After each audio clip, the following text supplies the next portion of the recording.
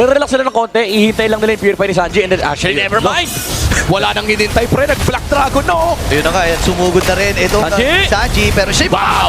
napalalim din ata sabay ni JP na masyado rin Oh, malalim wow! sa torre. Eh, pinapunish na kagad dito ng Falcons yung overextension ng Team Liquid Philippines. Boy, para naman ni Carl. Saan pa makakapatay din si Super Makmak? Yung Lord. Nasaan sila? Okay, Magdaran Form na gamit kasabay ng Fatal Links mula dito kay Ogwen. Ngayon yung my Lord ay goodness. makukuha ni Carl. May ipit Marco! dito siya lang ang magiging sakripisyo.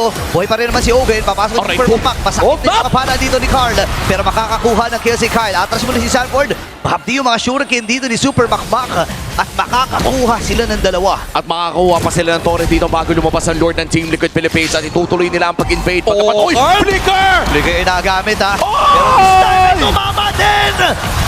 Oh my God! Patay. And ang problema ngayon for TLPH is they cannot even engage kasi may threat lagi ng Fatal Links.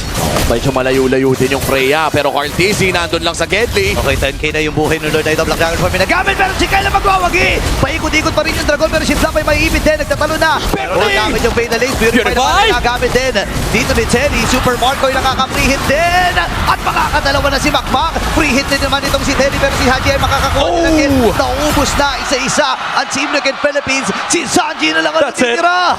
Rekta mid lane na ang call ng Team Falcons. San Juan Arena! Para pwede na ata ilista ito.